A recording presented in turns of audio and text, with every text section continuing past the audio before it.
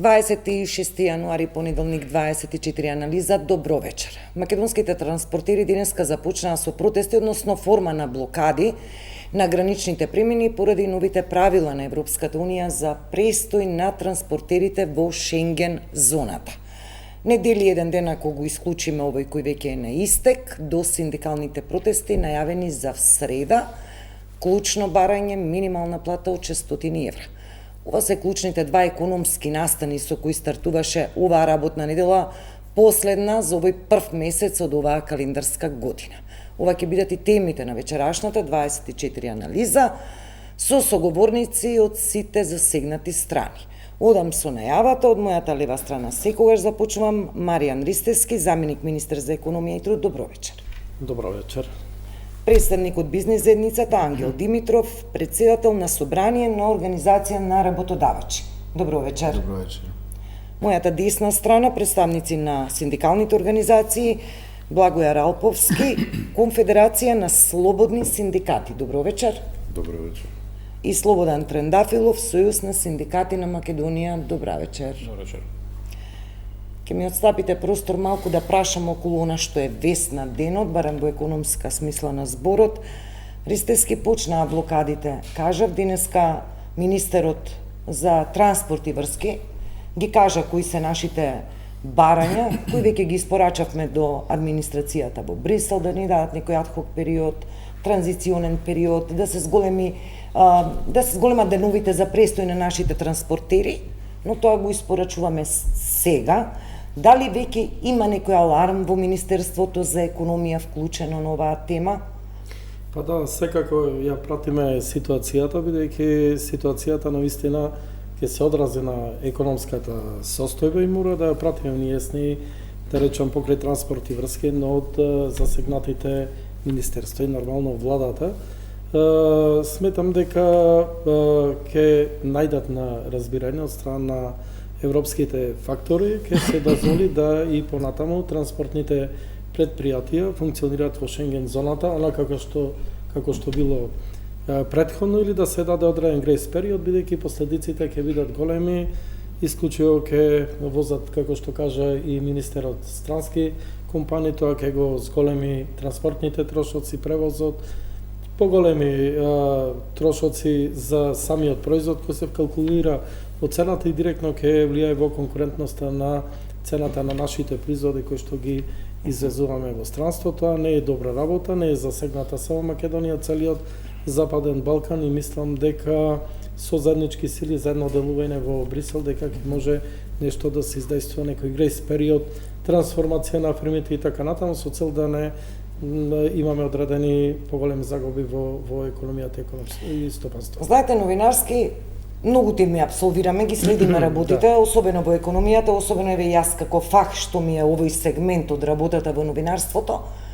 Не почувствував дека оваа тема беше алармирана на време. Одлуката на Европската Унија и на Брисел не е од вчера, а пред 2 дена или пред 1 ден слушаме изјава од вице-премиер кој вели македонската економија е пред можен колапс. Сега спрашувам зошто на време не ја експониравме, на време не ги изградивме преговарачките позиции. Видете, и за таа тема и за ограничување на квотите околу извозот на профили, метални профили и така натаму. Значи е алармирало Министерството за надворешни работи и преку секторот за надворешна трговија кој премина од кај нас во Министерството за надворешна трговија, цело време се лобира на двете теми во Европска Унија. Нормално е, сега ние очекувавме да како држави од Западен Балкан да има и некој разбирање од страна на Европската Унија за проблемот кој ќе настане. Меѓутоа, тие се упорни во сето тоа и мислиме дека треба да се седне и заедно да се преговара околу оваа тема со цел да се даде еден грейс период, кој што грейс период ке овозможи навистина едно нормално функционирање на овие транспортни предпријатија, да не создава одредени проблеми во нашата економија, меѓутоа и економијата на целиот Западен Балкан. Сепак овдека станува збор за сериозни држави во Западен Балкан, поголемо милионско население кое што функционира економија и така натаму, и треба Европската унија да има секогаш поголем обсег. Само едно блиц прашање, сметате ли, се надевате ли дека ќе ни обезбедат некој адхок период? Анализите се следни, дека нашата преговарачка позиција не е иста како со Црна Гора, која денеска затвори 13-то поглавје и која може според одредени анализи и сигнали да најде некој адхок решение за премостување, па дури Албанија.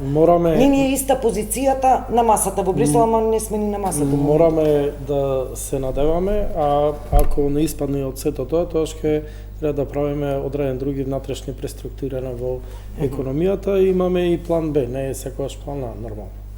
План Б, нешто ќе откриеме? Па не би открил, сепак си има ресорен министер, меѓутоа ќе бидат соопштени наредни чекори кои би ги презеленија.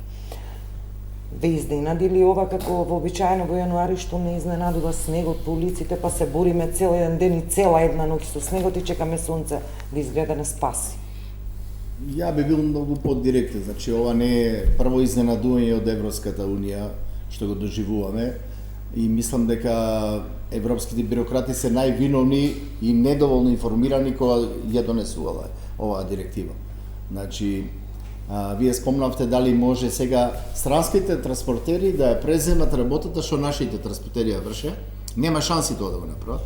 Заради тоа што нашите транспортери, најголемиот дел од нив, работеа за странски компании, организатори на транспортот. Значи, странци ја даваат приколицата и го собираат кајмакот, а нашите транспортери ја даваат нафтата, гумите, возачот, камионот и зимаат многу помал дел од купната цена на коштање на транспорт. Значи, Европа нема капацитети, особено човечки капацитети, да има доволно камиони, да го организира тој транспорт што сега да го замени овие нашите транспортери. Па која е логиката за ваквата одлука ако ова вака е како што тврдите? Многу нелогични. Они најверојатно кога ќе читаат некоја странска компанија, да речеме Мајер, која тука е многу ја има во Македонија, и викаат ова е германска компанија, за нив нема проблем, а не сваќаат дека за таа германска компанија возат штипски возачи со штипски камиони. Димитров, сакате да ми рече дека Европска унија донела една ваква одлука, која што ќе засегне не само Македонија, туку повеќе земји од корпусот на Западен Балкан, без да направи анализа? Да, мислам, таа одлука ќе засегне и нив, не само нас.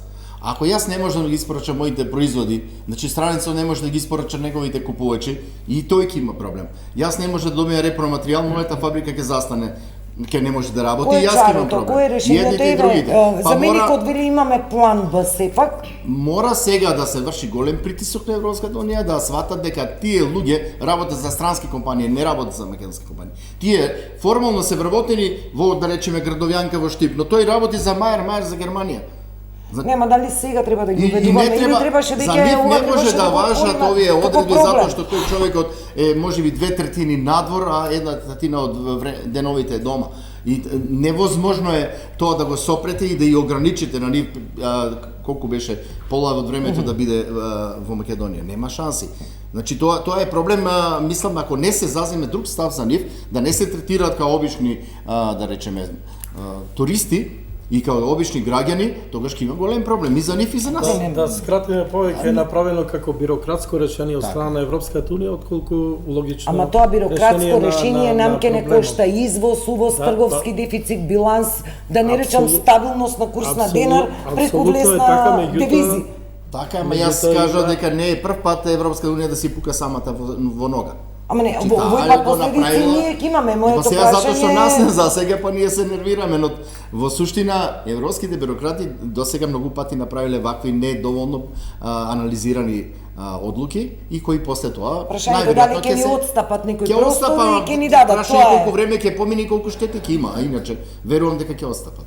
Бидејќи тие се разумни луѓе. Комплексна темна е оваа. Разбирање бидејќи е регионален проблем, не е проблем само од една држава. Да, но анализите велат дека треба да не плаши моментот дали можеби Црна Гора, Албанија ќе успеат да избоксуваат по инакво адхок решение, бидејќи веќе се во преговарачкиот процес, што е различна позиција од нашата. Не би рекол за ова прашање сите во пакет се, така да не...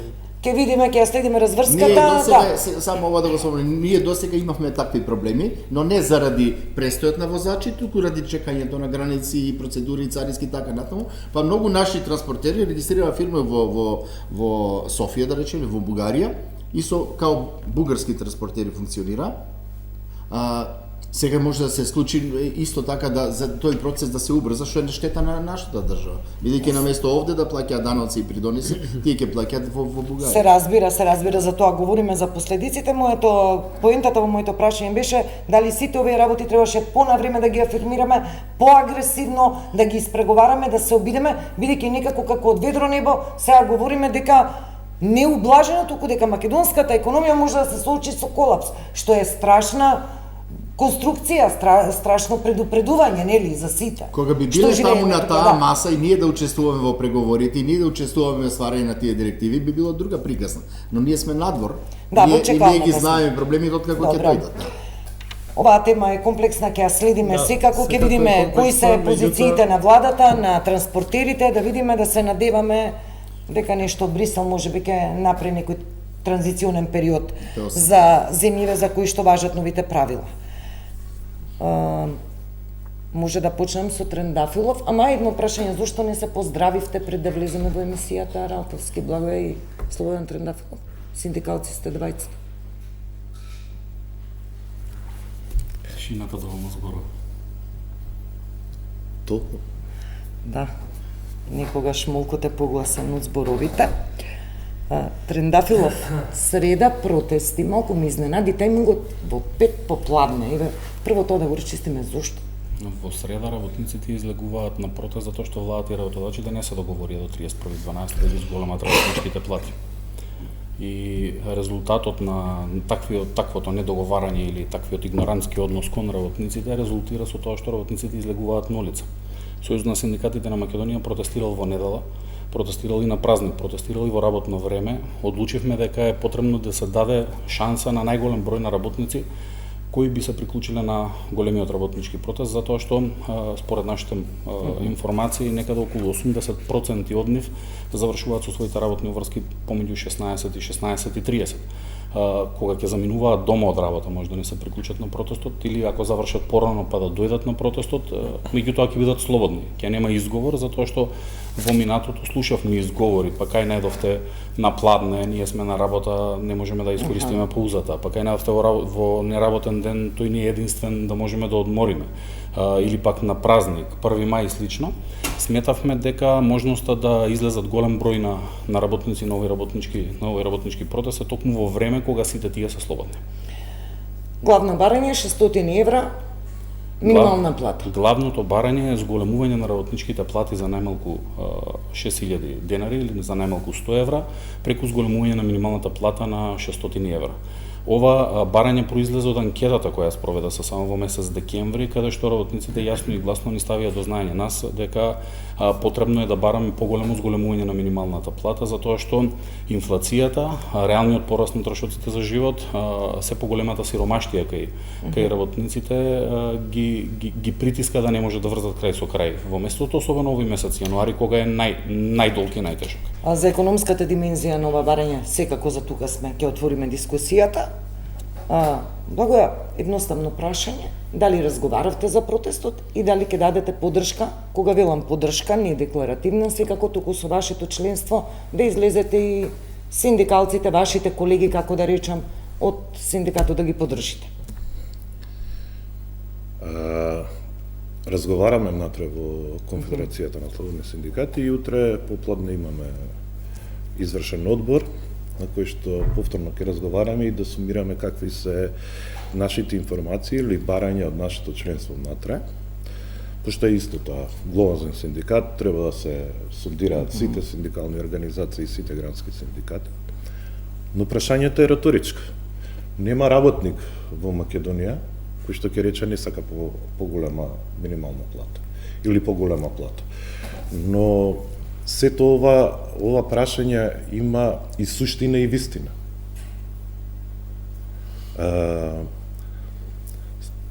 Суштината е во тоа што еве бараме да се субвенционираат, значи ССМ бара да се субвенционираат платите на сите вработени кои што ќе се покачат за 100 евра или минималната плата која што ќе се покачи за 200 евра и така натак. Се бориме сите, еве и они се борат против сивата економија. Сега со ваквото барање, нашите анализи се дека ние ја поттикнуваме сивата економија. Зашто ја поттикнуваме? Самите ССМ кажуваат дека работодавачите исплаќаат пари во плик, ведејќи ги парите со други цели, со персонален или со данок на добивка. Сега на овој начин, со тоа што ќе им го субвенционира владата, значи ние ќе го закониме и тие пари да не ги даваат во буџетот. Тоа е првата работа. Втората работа, како може да ги ослободи целосно од буџетот, значи имаме персонален данок и имаме, значи 80% до 90% од вработниците плаќаат пензиско осигурување во вториот столб. Кој ќе го плаќа тоа? Тоа не е од лев во десен джеб. Значи треба да се обезбедат средства за тие пари да се платат у буџетот. Добро. И сега доаѓаме до вистината. И која е вистината? Ние бараме денеска 200 евра покачување на минималната плата. Супер. Имаме инфлација минатата година 3%, оваа година 4%, и доаѓаме до она што нас највеќе не боли и што работиме еве година и пол да го исправиме. А тоа е дека потпишаа колективен договор во јавен сектор. 10% покачување во 23-та, нема покачување во 24-та, имавме инфлација 23-та, 24-та, 22-та по 15-20%. Тогаш беше супер. Сега ова нешто не чини. Па ние преговараме, еве, во образование, добијат покачување 24-та, добијат 25-та, еве сега ќе имаат повторно во 20-та. Да можеме дебата околу економскава димензија, како што ве свати, вашите анализи покажуваат дека ова синдикално барање, ќе го наречам, ова е синдикално барање, не може да биде барање. Не, ова е сигурно не на популистичко барање. Или популистичко барање. Ја идам по дефиниција на синдикат. Значи дефиницијата на синдикатот е секогаш да бара подобри услови за работникот и повисока плата. Тоа е во суштината нели на синдикалното движење. Ние сме за системски решенија. Ајде да го промениме законот за минимална плата. Ајде наместо минимална плата да имаме минимален работен час, како што е во Србија. Па минималната плата е од 510 до 580 евра.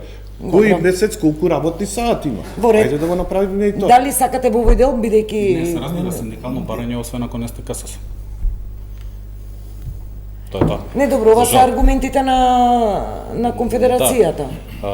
Пошто рековте дека ќе разговараме за економскиот момент за барањето за зголемување на минималната плата и растот на сите останати плати, затоа што не се проблем само минималните плати во Македонија, проблем се ниските плати кои ги примаат работниците, а за кои ниту владата, ниту работодавачите не сакаат да признаат, а веројатно и колегите од КСЗ не сакаат да признаат дека се ниски. Ако минатата година владата подаваше рака и на работодавачите затоа што идејата за финансиска компензација или субвенционирање или ослободување на делот за придонесите за зголемување на платите беше токму нивна. Само ние ја искажавме пред јавноста затоа што беше токму нивно барање. Денеска ќе зборувавме за 10 милиони евра во буџетот, ако на 200.000 работници им се зголемеше за 6.000 денари платата минатата година, и дојдевме на 500 евра затоа што толку ќе опфатеше во првиот удар, а до крајот на годината 120 милиони евра работодавачите беа спремни по истекот на една година да ги плаќаат како придонесе за социјално осигурување. Да. Добро. Само да одговорам со една реченица. Значи, ако се секираат толку, ова има генеза. Ако се секираат толку, дали они не поддржаа во претходните 5, 6, 7 години кога ние баравме усогласување согласно закон. Ако излезеа да не поддржат, ако не молчеа како риби, ако не се поклонуваа пред претходната влада, сега ние природно ќе имавме 500 евра минимална плата. Кога имавме покачување на минималната плата, другите плати не се покачуваа. Памтиме, од 2017 прво покачување беше 2023 година од 10% притолкава инфлација. Јас не викам дека не треба да се качи повеќе минималната плата, малцево, но дај да седнеме и да најдеме системски решенија. Добро, Трендафилов, ова е аргументот дека вие предходните години... Аргумент се разбира, јас од 2023 година станав председател на ССМ и веднаш платите пораснаа с 10%, колегата е долги години и веројатно затоа вината треба да бара се. Заменик министер Соба сакам во овој дел.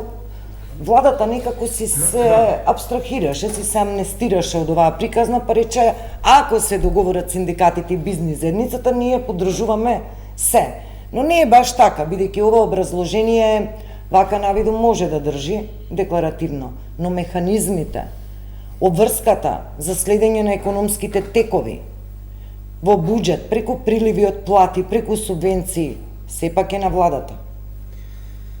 Видете, владата е децидна кулова прашање, бидејќи цело време се потенцира минимална плата. Владата е работодавач во јавниот сектор, ние во јавен сектор немаме минимална плата. Минимална плата има некаде околу 30.000 луѓе кои земат минимална плата, која и таа бројка не е реална. Ако земеме, има и стоматолози кои се пријавени на минимална плата или Па не земат минимална. Па не, мислам се пријавени на минимална плата, а не земат минимална плата, меѓутоа друга ми е поентата. Владата изричито кажа, нема да бидеме како претходната влада и да носиме административни решенија во зголемување на платите во Македонија и посебно на минималната плата. Ние ова цело време инсистирање минимална плата, а јавниот сектор нема минимална плата. По статистика, топката е кај работодавачите. Ние сме транспарентни, како влада на сите економско-социјални совети разговараме, но прашање дадене пас, значи отворена можност за преговарање помеѓу синдикатите и работодавачите. Она што ќе го договорат, прв пат оваа влада вика ние ќе го испочитуваме. Нема да има политички решенија, нема да има политиканство, нема да има адхок решенија како што било на времето, него едноставно одиме со реални решенија, бидејќи целиот товар, видете, во јавна администрација имаме 100.000 вработени. Тоа е, да речам, 20% од вкупниот број на вработени во држава. Во држава имаме 705.000 по последните бројки од статистика вработени, значи останатите 600.000, каде што имаме минимална плата и можност за зголемување плати, ќе бидат на терет на работодавачите. Не може владата со вакви изнудени решенија да го принудува бизнис секторот, приватниот сектор, да ја зголемува платата, а на основ на тоа нормално ние имаме интерес, ако се зголеми платата, тогаш и во јавниот сектор ќе се зголеми. Ние ќе го издржиме тоа, бидејќи придонесите кои што ќе ги дава приватниот сектор за зголемувањето на плата ги покриват платите на јавниот сектор. Трошоците за зголемувањето дури ќе бидеме и во ќар, значи ќе имаме одлични политички поени, задоволни сите. Работата е да не биде на бизнес секторот и да правиме, да речам, економски турбуленции кои што понатаму уште повеќе ќе коштат оваа држава, како што кажавте на почетокот со оваа европска директива за транспортерите. Ние мора да имаме стабилна, предвидлива економија која што ќе нуди квалитетни плати за сите, добар стандард и нормално сузбивање на сивата економија и сите оние девијантни појави кои што го ерозираат буџетот на државата, а со тоа директно влијат и на висината на платите на работниците. Димитров. Што да кажам, се доби впечаток дека прашањето на минимална плата, па дури стандардот на вработените и економски развој е прашање на желби. Ако е прашање на желби, тогаш не знам како има таква голема разлика помеѓу државите и во платите и во стандардите. Стандардот највише се гледа и да речеме и по GDP и по жител. Имате се уште држави кои имаат 3-4 долари по жител, ние некаде 8-9 илјади, Црна Гора 11-12, Хрватска има 16-17 илјади и се мачи да ја стигне Словенија, цел живот плачи и во бивша Југославија, сега Словенија има 33.000. Просекот на Европа е 31.000, а просекот на Европа е 33.500 евра по жител. Што значи дека не е прашање на желба? Ако е прашање на желба или само платата е таа што го подига продуктивноста и развојот на една држава, тогаш зошто по-неразвиени држави не ги качат сите плати, да качат 1000 евра и тоа се да тргне и сите да уживаме. Значи не е многу не се така поедноставува работата, иако целосно се слагам со барањето на ССМ за повисоки плати, сите сакаме повисоки плати. Правото на штрајк исто така нивно право, на крај крајшта за тоа се основани, за тоа статутот тој е задачата и за тоа земат плата. Но да се поедностават работите, дека е прашање на желба, ај сега ќе лицитираме, воопшто не се слагам. На крај на кришата европската директива вели да треба да се движи околу 50% од прошни плати. Ние имаме заштита многу повисока у законот, не сме да биде помалку од 57%. И мислам дека ретко која држава, мислам дека никого нема во Европа такво нешто. Ево сега математиките ако покажат дека е 55 или 56% порастот со инфлацијата, ние ќе мора да примениме онаа одредба 57%, значи и повеќе од тоа да се качи. Значи не може испод 57%. А секој зголемување повеќе и штети на слабите гранки, нискоакумулативните гранки, кои гледано по просечни плати не се така малку. Значи, производствена облика 30.400, а тоа се 34.000 вработени. За кожа, помалку вработени, околу 1200 паднаа, 29.000. Но да речеме, цело прехранбени производи, 18.900 вработени имаат просечна плата 36.000. Ние сакаме минимална 36.000. Како сега да ја кажем на тие работници? Тамо дека сите ќе земате 36.000 плата. Ако можностите се тие. Шумарство и рибарство, 10.800 вработени земаат просечна плата од 35.000. И ние сега велиме, ајде 36.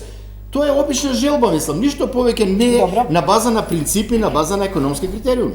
Добро. Мене ми е многу жал што владата и работодавачите асимнуваат дискусијата само на минималната плата, меѓутоа јас на почеток кажав дека борбата е за зголемување на сите плати, затоа што и овие со 36 и со 35 не се задоволни. Толку ги плаќаат за да генерираат огромни добивки и капитал. Многу ми е жал тоа што и заменик министерот кажа дека тие како влада не сакаат да го принудат големиот бизнис да ги зголеми платите на работниците, а сакаат да ги принудат работниците да живеат во сиромаштија, затоа што 37.200 е прагот на сиромаштија во Македонија, а под 30.000 денари плата, согласно управата за јавни приходи, живеат 33,3% од вкупниот број на вработени во државата, или 200.000 луѓе живеат во сиромаштија, ама вие не сакате да го принудите големиот бизнис да плати.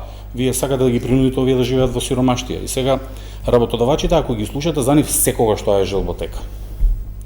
Така вика и во 2021, во 2022 и од 2022 година навака, но забораваат да кажат дека генерира огромен капитал и огромна добивка на грбот на работниците и на работничката пот.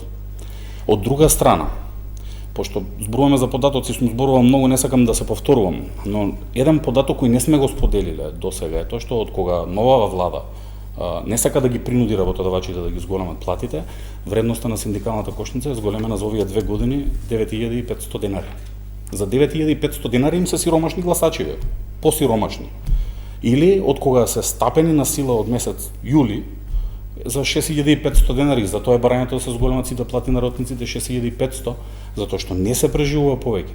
73% од вкупниот број на вработени, односно само избраните и именуваните се над просечната плата. 75% и 75% од вработените се под просечна плата. И ние цело време зборуваме дека во Македонија не треба да се споредуваме со другите држави. Еве, во Македонија инфлацијата ќе се зголеми ако се зголемат платите, не е точно. Минатата година платите се зголемија минимално.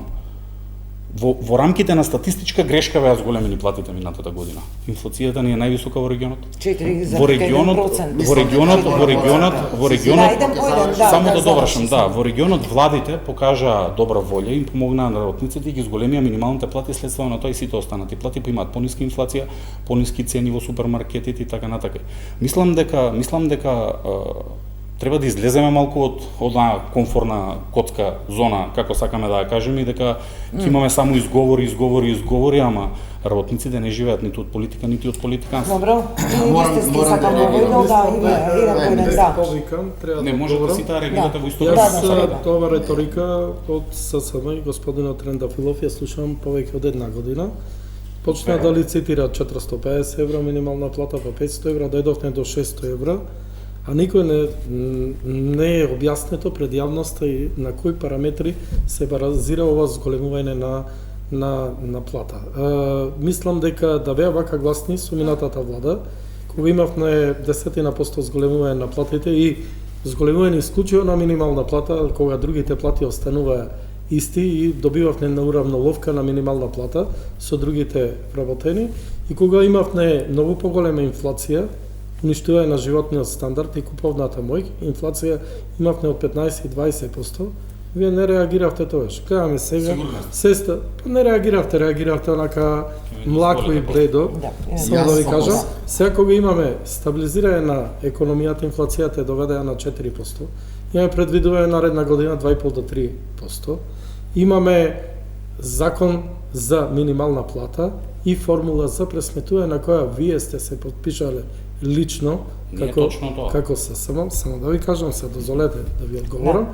И вие сега да предизвикувате турбуленци, да не ја почитувате собствената формула и закон кој што сте го донесле во 2023 година промена на законот за минимална плата, малку е небулозно и наведува на одредени политички делувања, а не синдикални делувања. Едно да кажам, земји каде што 95% имаме, не можете да споредувате економија на ова земја со другите земји. Сегде структурата на економијата е различна, господине Трендафилов. Ова земја има над 90% мали, микро и средни предпријатија кои едва преживуваат. Имаме кревка економија. Имаме навистина, внимателно треба да се оди, бидејќи ваквите адхок решенија, зголемување на плата, ќе значат отпуштање од работа, затворање на фирми, тука си за нечите да ги спомниме, треба и така натаму. Ние мора да внимаваме, да оди постепено, растот на економијата, со зголемување на платата и продуктивноста. За жал, во таа формула која што сте договарале, нигде не сте ставиле продуктивноста. И само ова да завршам мислата, не може да имаме 50% помала продуктивност од Европа и европскиот просек, а да бараме 50% зголемување на минимална плата. Добро, ова е добра поента, ќе ја коментираме, ама ве молам на Димитров да му оставиме простор сака, па одиме со вас. Само ради тоа што статистички податоци многу се подложни на манипулација, а Слободан е веќе доволно искусен за може тоа да го прави, да морам да реагирам. Да рече имаме минатата година минимално пораст на просечни плати, што не е точно.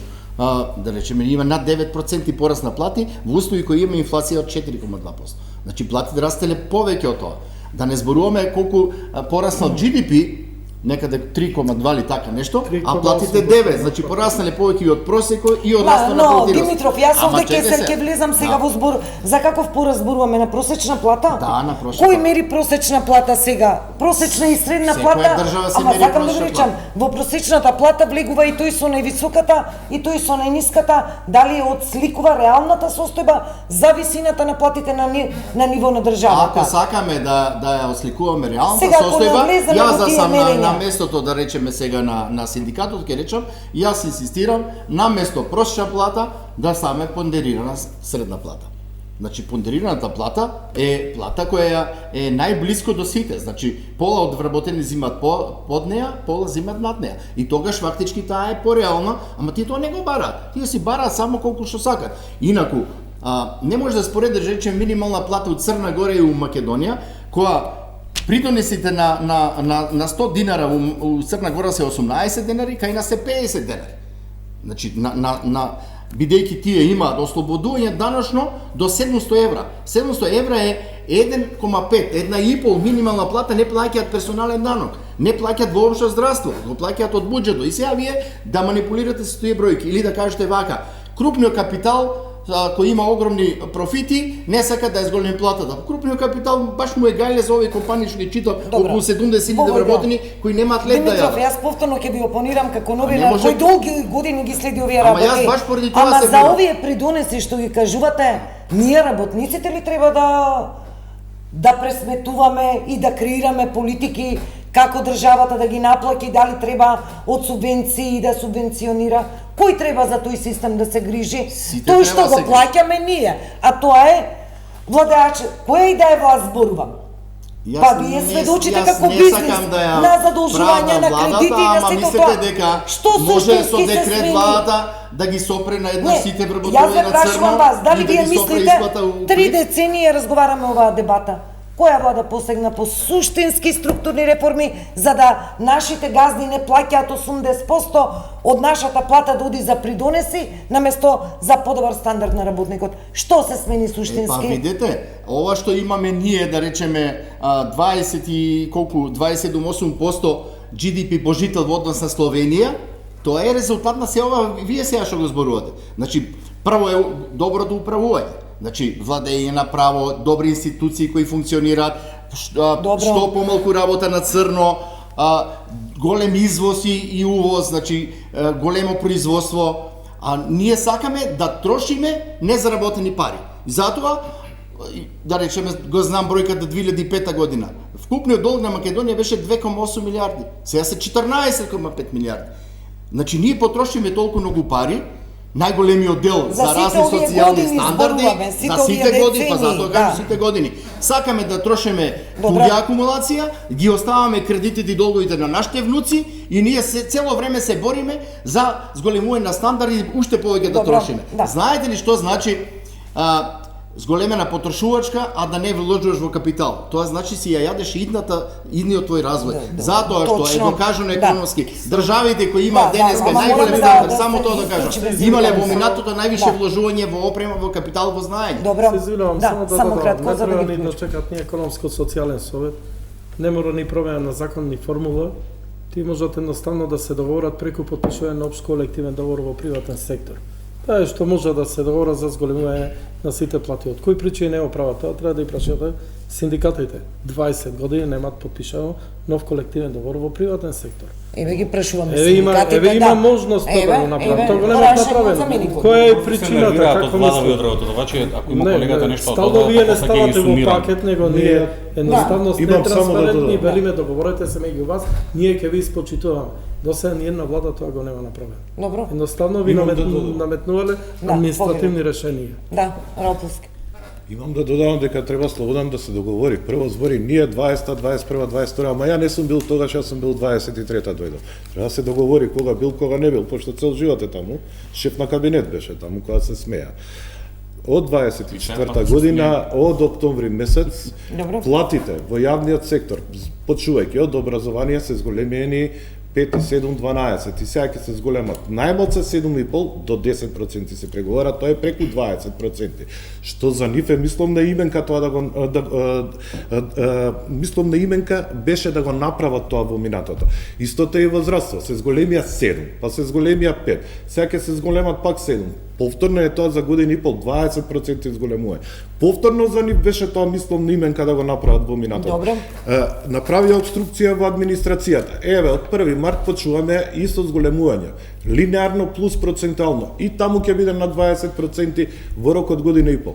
Повторно беше мисломна именка. Исто во полицијата. Полицијата немаше зголемување 4-5 години. Минатата година прв пат добија 10, се преговара за оваа година уште 10 до 15 до 20% да се зголемат плати. Добро. Значи, ние таму каде што действуваме, имаме дело. На тие средби биле повикувани и ССМ. Едното зборат натрек, излезат надвор, друго зборат натре се согласуваат, надвор не се согласуваат. Ја не знам што да кажам понатак. Нека ги извадат снимките да видите. Па нека извадат, ќе видиме. Ќе дозволите, бидејќи под 3 страни бев. Да, завршуваме со вас овој бев повикан. Кратко ќе му реплицирам на заменикот министер. Во 2022 година, кога се измени законот за минимална плата и потоа во летниот период за усогласување на сите останати плати, рамо до рамо стоевме со вашите пратеници, тогаш опозиција. И заедно се изборивме за тоа чудо да се случи за работниците. Денеска не знам како тоа го менјавате став. За зголемување на минималната плата и за усогласување на сите останати плати со порастот на минималната плата. Говорам во 22 година, тогашните пратеници во опозицијата предлагаа амандмани, стоеа надвор на 40 степени пред собранието кога баравме да се изгласаат амандманите заедно со тогашната опозиција на тогашната влада и правевме протести. А министер тогаш кој беше надлежен за платите? Министер тогаш не знам кој беше надлежен за платите. Имаше министер за финансии, имаше министер за труд и социјална политика и така натака. Тогаш се качи 18. Економските параметри на кои овие протести што ги говори Трендафилов со поддршка тогаш на опозицијската ВМРО. Можеме слики да објавиме видеоматеријали слични. Па сме објавували ние тоа сега, снимки не е нешто. Затоа денеска ако говорите дека политикански е борбава за работничките права, а тогаш не била, нели, тогаш била чисто борба за работнички права, тогаш се зборуваше јасно и гласно дека синдикалната минимална кошница е реален показател дека платите се ниски и така натака, ама да тргнеме со аргументите затоа што бев повикан за аргументите. Да, молам бидејќи најкратко. Од 2022 година тој им го кажавме, ги извадивме аргументите кои се нерелевантни за нив, а се од најрелевантните институции: Народна банка, Централен регистар, статистика, кои покажуваат дека не на затворена компанија, 2 нови отворени од тогаш до сега, кои покажуваат дека 20.000 нови вработувања има во државата, се има 705.000 вработувања вработувања во државата, кои покажуваат дека капиталот, односно добивките на работодавачите се помеѓу 5 и 10.000 евра во нето добивка годишно повработен и така натака. Од тогаш до сега се случи една друга работа. Функционерите се изголемија платите за 78%. Бе, оставите ми го тоа прашање за вториот. Се извинувам, да. Ја мислам дека зборуваме секако паралелата ќе направиме, тоа не е базата. Дека зборуваме за аргументите, да. Борбата за зголемување на работнички плати е за зголемување, не за усогласување тоа што ни следува моментално. Ние се бориме затоа што работничкиот стандард не е доволен ни до 15 во тековниот месец. Ние се бориме за да се зголемат работничките плати, а не да се усогласуваат ситно. Но овој аргумент за продуктивноста, не може продуктивноста на трудот да се намалува, да опаѓа 50%, растот да биде, како ми рековте, Димитров, колку? За продуктивноста параметрите, колку? А при тоа да бараме раст на платите. Беше споменато дека македонските работници се на 50% од продуктивноста, така се помалку пола продуктивни од Европската унија, така? Епа минималната плата треба да биде половина од германската минимална плата во Македонија, таму 3000, ваму иде до 500. Ако сакаме да бидеме половина, така? Зборуваме. Сега тоа што сакате да го извртите, тоа што сакате да го извртите аргументот им се смеете на работниците во лице е несериозно. Скоро како нас плата, како може да... Не прашам колку е европскиот просек на минимална плата или основата што е. Не постои прошна плата, Европа е свесна дека не може баби жаби да собира. Не може Германија и Бугарија и Романија да ги стават во искош. И затоа Европа вика не може да донесеме една просечна или минимална плата да важи за цела Европа. Туку ќе кажеме да биде 50% од просечно. Значи не може вие да ги споредувате. А продуктивноста на трудот за сите важи, за сите земји. Кој колку си заработи, толку си земја. Жалосно е тоа што продуктивноста на трудот различно мерат од работниците. И ме мериме колку сме им купиле коли, викендици, луксузи и така натака. Не може они да зборуваат. Видете, само кратко. Народната банка излезе со официјален податок. Народната повеќе се на политички ставови. Заменик министер, вие сте политичар, јас сум синдикалец, како ви кажам. Да, само кратко. Народната банка излезе со официјален податок. Така мериме продуктивноста, дека помеѓу 5 и 10.000 евра еден вработен во просек му генерира добивка во нето износ на годишно ниво на работодавачот. Народна банка ги издаде тие податоци, не ги измисли Сојузот на синдикатите на Македонија. Приватниот сектор постои за да генерира профити. Неспорно е, треба да споделат со работниците. Ако немаме успешни компании, немаме ни генерирање на работни места. Сега само едно прашање. Јас разбирам дека нашиот работник ова 3 децениска транзиција го изгоре. Така. И факт е и вистина е дека работникот беше и злоупотребен и употребен. И од јавен и од приватен сектор. Но мислам дека тие времиња веќе ќе завршат. Ама морам да го искористам аргументот за тоа што работодавачите целосно ја побија владата или владата ги поби работодавачите. Зошто зборувам тоа? Владата пред некој месец се фалеше дека ние сме трета, втора, прва, не знам која економија во Европа со растот на GDP, значи одлично функционираме во државата со најниски плати, а работодавачите велат дека не е таква сликата, дека владата манипулира со јавност. Не, ти манипулираш. Ја морам да кажам. Не можете вие за еден квартал нешто и да го споредите за сите. Ево ја ќе ви кажам. 2017 до 2022. Нашиот GDP пораснал 20%, инфлацијата била 25,9%, а минималната плата пораснала 78,5%. И вие да кажете дека не раснале платите или дека не раснале доволно, раснале многу повеќе од продуктивноста. И затоа се доведовме као држава, ако не земеме нови кредити, не може да ги вратиме старите. И понатаму ќе биде уште полошо. Ама вие као да не ви гајле за тоа што Македонија за идните години треба 8,5 милиарди евра да врати пари. А ние ги задолживме? Да, мора да завршуваме. Ние ги плаќаме. Уште нешто Ангел мора да каже, не спомна тука и просечната плата која што порасна само 45% тогаш во тој период. Па од 2017 до 2022. А минималната порасна 78. Да, Димитров, затоа што немаше согласување на платите. Тоа беше проблемот на последна земја од регионот и од Европа што го воведоа механизмот на минимална плата. Овој раст од 78 меѓу последните 5 години. Па ние немавме. Има колективно преговарање. Не, јас ве прашам, овие 78%, вака ако го гледаме како процент растечки е навистина фрампантен, ама врз основа на што? Колкава беше тогаш минималецот, 8.000 дарки беше? 10. Ево ги Или кажам не, бројка. првото беше 8.500. 10.000 беше 2050 беше Значи, 2012. на која база е 2017 е 12.000, до 22 е 18.000. сакам да речам, Значи основните најголем за- раст, не, ама 6.000 денари. Значи, Да, 2017 да, била може да 51% од просечната, а 2022 раснала 58% од просечната. И тоа е 6.000 најголемиот денари. пораз кога нас не надгласа синдикатот и владата и тогаш беше ненормалното покачување 3.000 денари. Тоа е најголемото до сега Најголемото покачување кое донесе после тоа инфлација и Добро, мора да завршиме. Само да ве прашам Ристевски, на вистина како новинари кога снимаме. Зависи од која позиција, дали сте на позиција или опозиција. Вие ги поддржавте синдикалните барања. Вие од партиски државте пресови кај што велевте дека македонскиот работник е најсиромашен. Инфлацијата му го изеде стандардот. Вие исто сте учествувале во такви Видете, дебати. Видете, Сме тоа го што го говореле правеа, тоа што го правеа сега на дело се остварува. Јас го кажувам, Што се јавниот остварува? сектор, Да, јавниот сектор се покачува 20% покачени плати за година и пол. Еве заклучно со март 1.3.2026 ние ќе имаме во секторите по 20% покачени плати. Тоа што го правеа, тоа се остварува. Видете, цело Ние време- тоа Добро, тоа се збора во зборевте цело време. корелација со бруто домашен производ од 3,2% раст, инфлација од 4%. Каква е математиката за растот на платата, прашувам? Па, Видете, да кажат работниците на кои му се зголемила 20%. Јас оперирам со бројки за да извлечеме некоја поента, ве прашат Вака, на вистина принципиелно. Лесно е како опозиционери да се подржи се во името на тие популистички политики, но кога ќе се дојде на Не, и масата како да се опозиција- носат одлуките, тогаш е друга И приказна. како опозиција ние секогаш сме за повисоки плати на работниците, меѓутоа да бидат на реални економски основи.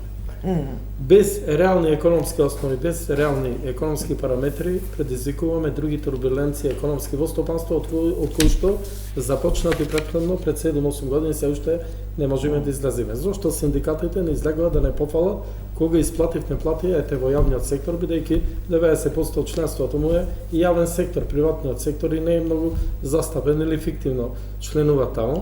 Така вие мислите. А теретот Жалосно е е да на не приватниот напредуваат сектор. работниците. Ме разбирате? А теретот е на приватниот сектор, бидејќи за континуирано најсиромашните платите во јавен сектори, не. сектор Зборуваме растат, за меѓутоа богати сектор. растат на грбот на приватниот сектор. Од Приватниот сектор го пуни приватниот буџетот, сектор. така е. Ние не го правдаме приватниот сектор, ние велиме ако има можности приватниот сектор 1000 евра нека му даде плата, минимална плата, ние ќе ја прифатиме. Поголем придонеси, поголем плати во јавен сектор. Тоа оди поврзано, ме разбирате. Добро, да, мора да завршиме. Меѓутоа, ќе ја завршиме поентата, сакам да кажам, да не предизвикуваме други турбуленции со вакви адхок решенија и од ракав фрлање на ракавицата 450 евра, 500 евра, се довне до 600 евра, ако помини месецов може ќе дојдеме до 700 евра минимална плата. Добро, Ристевски, ако инфлацијата наместо 2,5 пак се качи на 4%, ќе ги разговараме овие темни дебати. Проекциите на владата за ова текот на 2026 година инфлацијата да падне од 2,5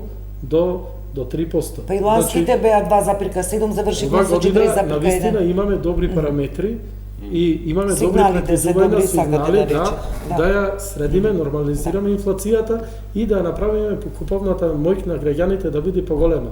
Не значи дека ете синдикатот ако се изборат и за 300 евра поголема минимална плата ако се договорат со работодавачите дека ќе имат подобар животен стандард и ќе имат подобра куповна моќ ако не ја снудиме инфлација. Да, мора овде да направиме, да, и ќе за овде збираме сето дебела. поврзано пошто вие водите економските За влијанието, тоа сакам да го кажам, за влијанието од порастот на платите врз економијата, односно врз инфлацијата и секако за порастот што следува на функционерите, тоа како се вели законско согласување, кое би се движело од 200 до 250 евра за функционерските плати. Разговараме во вториот дел од емисијата.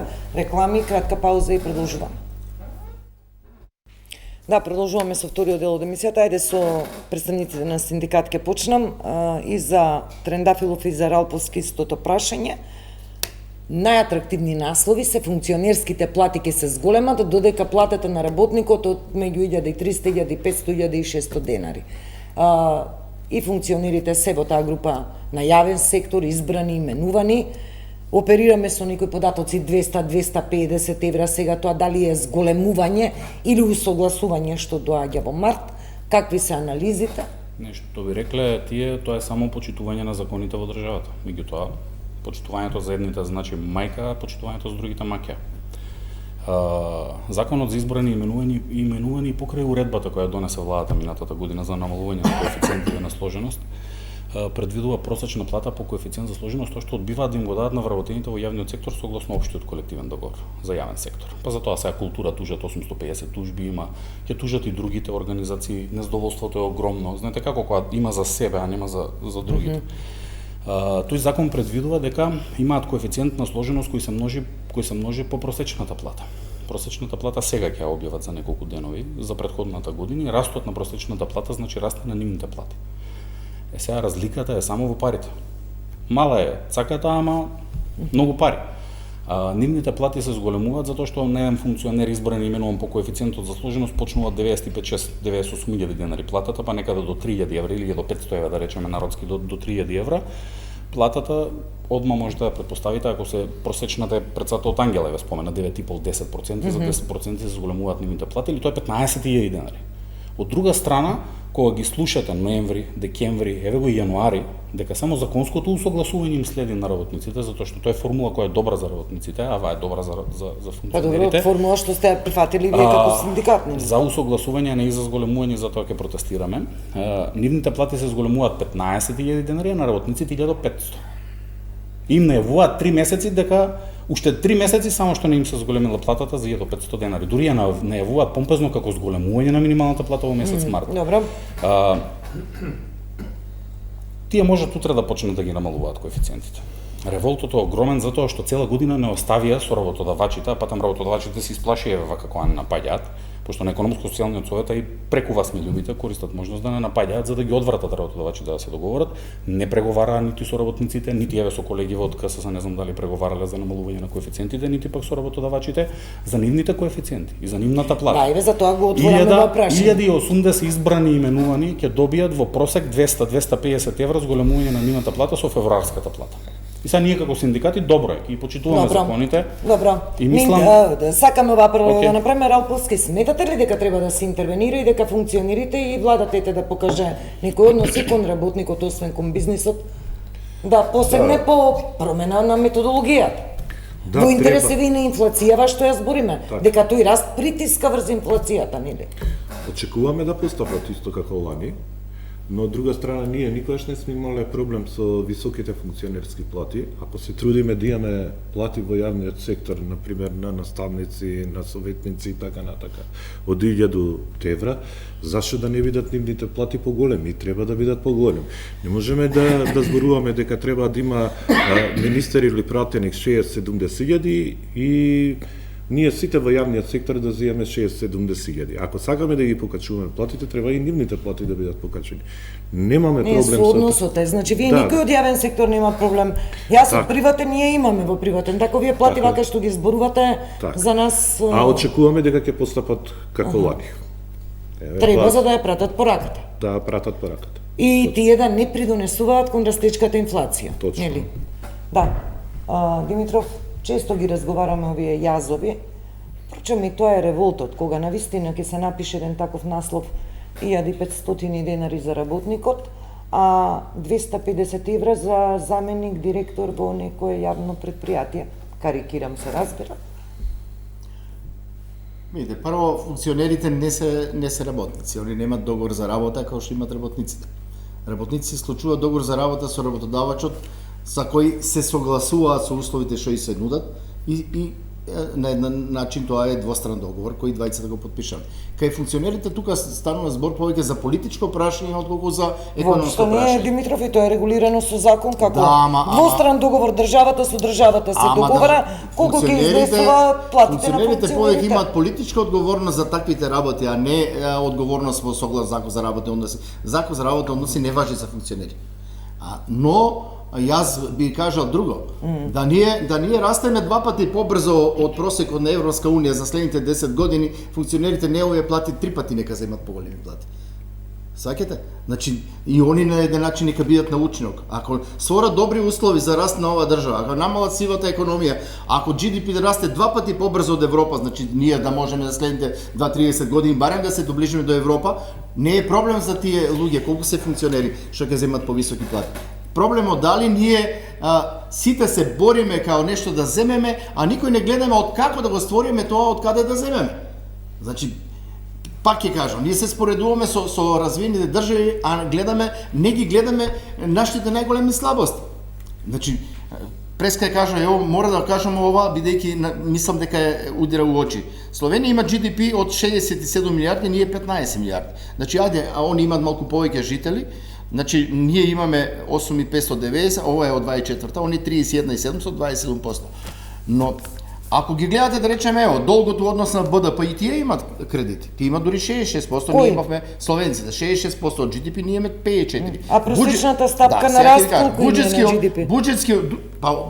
Оваа година има по-мала стапка. Буџетскиот дефицит, ние имавме 685 милиона, он има 637 милиона. Значи, тука е некаде. Кај невработените ние има дупло поголеми невработени, 92.000, тие 44.000. Но од каде сето ово произлегува?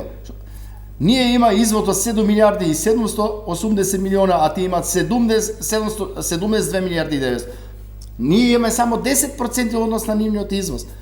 Сваќате, нашиот извоз во однос на GDP е 49%, нивно е 108%. Јасно е приливата тука, ствараат стабилноста на мора да економијата. сватиме дека мора да створиме повеќе нова додадена вредност, да даваме на сите. Ако тоа не го правиме, вака нонстоп ќе се караме кој зема повеќе, кој зема помалку и ќе бидеме незадоволни. Димитров, имаме право како јавност да прашаме за функционерските плати, бидејќи да повториме целиот јавен сектор. Го алиментира приватниот сектор. И секогаш тоа се народни пари, како велиме, имаме право да прашаме за народните пари.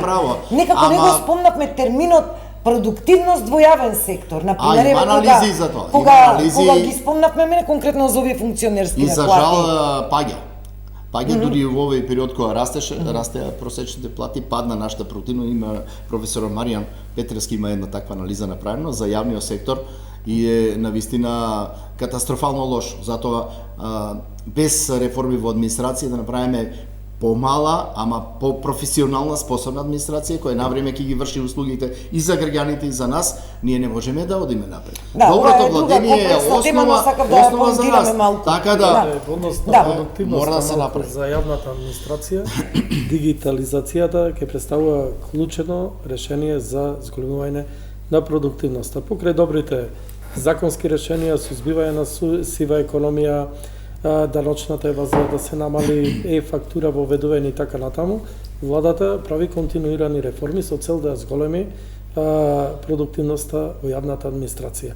По-продуктивна јавна администрација ќе има позадоволни граѓани, позадоволен приватен сектор. Значи тоа иди пак поврзано. И да кажам уште една работа, бидејќи СНЕП-ов викани, прашањето предпоставуваме околу растот на функционерските плати, да го прекоментираме. Година, значи иста беше реториката на дел од синдикатите, дека функционерските плати раста толку, работничката плата толку, маската година со интервенција од страна на владата директно немаше растење на функционерските плати.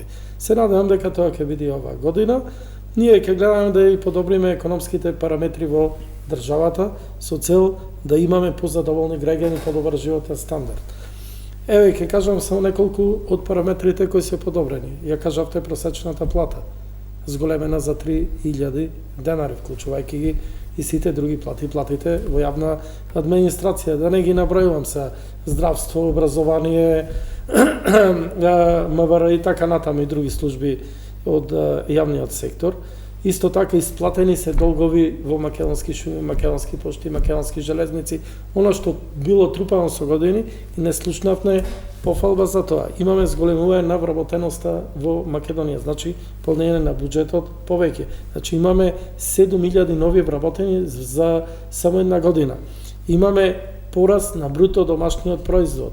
Трета економија во Европа по пораст на бруто домашен производ. После имаме подобар, имаме вкупен кумулативен раст 3,4%, последниот квартал 3,8%. Имаме раст во сите сектори. Имаме пораст на капиталните инвестиции во Македонија. Имаме услови и кредитни линии поволни кои сме ги овозможиле на бизнис секторот да реализираат своји проекти, да и подобруваат технологијата, автоматиката во работењето, раководењето на работењето и така натаму и така натаму. Исто така општините реализираат од кредитни линии капитални инвестиции, се подобрува инфраструктурата. Туризмот има зголемување во Македонија. За една година 15 имаме зголемување на туризмот, имаме дури 9,3% пораст на странски туристи или 3 милиони ноќевања. Да. Само така може да се оправи економијата и да растат. Заменик министер, кај капиталните видов последно, мислам, околу 65 нешто беа проценти реализација за ланската година. Да. GDP се очекува уште, мислам дека ги немаме сумираните околу 3,2% Па, за лани. 3% ќе биде. Ги очекуваме инфлацијата, мислам дека е сумирана 4 или 4,1 од Па, околу 4%, да. Веќе ги имаме Околу податоците. 4%, да. За економската 2025-та, вака Димитров со овие параметри, малку бизнисот треба да се охрабри, мислам, и да покаже некоја доблест, нели, дека пак се работи во здрави економски услови, со здрави параметри.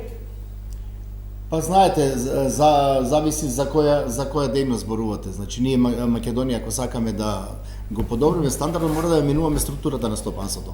Трудно-интензивните дејности кај нас ја изгубија својата конкурентска способност. Тоа го зборуваат сите бројки со намалувањето. Јас не сум гаталец, јас сум патилец. Ево, да речеме, ние планиравме сега во март да качиме 5% платите. Германците ни дојдоа пред една недела и вика од 3000 парчија дневно ќе работите 2000. И сега треба 100 луѓе да напуштам. Затоа што 1400 луѓе отидоа да работат во Бангладеш, мислам работат таму, а ние од 900 луѓе се сведовме на 300 луѓе. Значи тие сектори очигледно не можат да генерираат нова создадена вредност која ќе ги покрие овие зголемени трошци. Но затоа треба да, ево сега информатиката, другите сектори кои можат да генерираат повисока додатна вредност, треба да растат, бидејќи ваквите сектори очигледно веќе не се у Македонија не конкурентни со државите кај што се платите многу помали од нашите. Да, само да прашам, владината потрошувачка кошница, како ја викавме, докаде? Просечната потрошувачка кошничка е изготвена и дадена нов вид на синдикатите и на работодавачите, која ќе имаме позитивен одговор, одма ставен на првиот економско-социјален совет, ќе ја изгласаме и ќе ја пресметуваме месечно.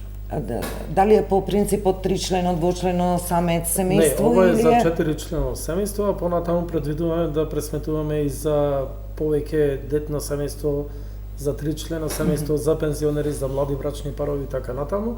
И тие не ни се за водење на политики, за правење притисок, да речем на јавноста, едноставно тие ни се за реални економски политики и носење правилни законски решенија понатаму и сите одлуки што ќе носи владата во однос на подобрување на економијата и животниот стандард. Ја погледнавте, бидејќи оваа изјава, ве прашав, бидејќи очекував некој поконкретен одговор, веќе еден месец говориме дека е готова и дека е дадена на увид на синдикати. Ние ги видовме критериуми и стандардите. Повеќе од 2 месеци е дадена на увид. Да, повеќе од 2 месеци. Ви ја видовте? Стандардите ги видовме, критериуми по кои ќе се пресметува таа. Не сме ја виделе пресметана, значи дефинитивно бројките, но оние стандарди што ни беа понудени, тие критериуми, мислам дека се окей. Видете, и пак сте транспарентни. Можеме ние да донесеме, никој да не прашаме. Синдикатите така направиле на времето. Ама тие нема допуска никој да прашува, тие се... Не, 2023 година... Сами за себе доволни. Викнале левичари 2020 синдикална... Има они експерти кои се заможам да... Зборуваме и потоцку да правите притисок континуиран за зголемување на платите, што нема никаква... Завршуваме по полика. Дали направивте увид во потрошувачката кошница просечната? Која што сме ја пресметувале, за нас е најрелевантни фактор инфлацијата која што ја пресметува Државниот завод за статистика. Така да тие потрошувачки кошници не ја знаеме таа методологија на која што се прави, затоа може да одговори ССМ и еве владата има сега методологија која што ја испрати до кај нас, ја гледаме, немам искуство во тоа, не знаеме на кој начин тоа делува. Само да прецизираме, утре ќе имате состанок околу протестот во среда? Да, ќе имаме состанок. по она што ги имаме како информации, од таа причина што гранските синдикати сите се во преговори за покачување на платите, кои што делуваат во јавниот сектор, сите се задоволни дека има социјален диалог. Ние првно протестиравме дека немаше ни социјален диалог. Мислам дека ќе оставиме сами на работниците кои сака и како сака да избере дали ќе подржи или нема да подржи. Има денеска раповски реакција од Синдикат на култура кога ги спомнавме колективните договори, непочитување, најавија тужби и претходно добија. Така, да. Вака едноставно звучи, но тие одштети што ќе се плаќаат, нема да ги плаќаат функционерите што го суспендирале. Ќе плаќаме повторно ние од нашиот имаше джеб. многу порано имаше, да, и ние сме на таа линија дека со ете, министерот треба да се одважи и да признае дека сгрешил во делот на колективниот договор за култура. Ама таа грешка кошта милиончиња, милиончиња. Што треба да ги платиме. Треба Така на некој да, после одштета да му платиме. И овдека да говориме дека буџетот нема пари. Секоја одлука чини. Така е. Со тие пари од тужбите ќе се покачаа платите и тоа едното по другото се носи. Ете така, да. Но ние само ние гледај Анета, ние се насочуваме само кон некои адхок решенија. Заборавивме за законот за работни односи. Имаме таму многу битни решенија. Немаме работа од далечина, работа од дома, работа од платформа. Заборавивме за продолженото породилно отсуство. Заборавивме за законот за безбедност и здравје. Ние ништо не сме заборавиле. Вие како синдикати дали сте заборавиле? Не разговараме за тоа. Заборавивме за законот за безбедност и здравје. Заради тој закон ни гинат луѓе, еве го Кочани, не е применет законот за безбедност и здравје на работно место. Значи на многу работи заборавивте, не можеме ние на адхок решенија да се насочуваме. Да, мора да завршуваме. Трендафилов, очекувате ли поддршка? Среда останувате на позициите, дали сите гранкови синдикати ќе се приклучат? Очекувате ли масовност? Ве молам една минута, мора да се одјава. На една минута вакво удварање од работодавачите од КСС на владата, а не е ни 22 часот. Браво. И сега тоа што сакам да го кажем на работниците е се видува колку се против работниците и колку се против работничките плати. И затоа работниците во среда во 17 часот да се придружат на работничкиот протест. Вистинските синдикалци ќе бидат таму. Мора да завршуваме, вакви дебати водиме 30 години и треба да се водат вакви дебати, да ги мериме и анализираме параметрите. Најверојатно никош, колку и да е состојбата лоша, но состојбата ние секогаш треба да се бориме за да ја подобриме. Димитров, сме анализирале, многу се познаваме долги години, 3 децени. Би рекла малку и за среќа се промени улогите на пазарот на труд, па веќе и позицијата на работникот не е како што беше. Точно. И дека работодавачот повеќе го нема комфорот и овие невработени што и говориме на пазар на труд, ако навлеземе, тоа се возрастни луѓе, неквалификувани, необразовани, така да и самиот приватен сектор повеќе нема таа комоција за маневар со платите на работниците и веројатно ќе дојде моментот и можеби е дојден кога минималецот нема, младите луѓе, да кажем искрено, веќе не ќе ни разговараат за минимална плата, кога ќе треба да се вработат. Младите во овој сектор ниту сакаат да работат, воопшто да се вработат. Па камоли за минимална плата да разговараат. Да, ви благодарам на сите четворица за учеството во емисијата. Кој млад Да, почитувани се одјавувам овде, ви благодарам за вниманието. Следуваат вечерните вести, од мене пријатно.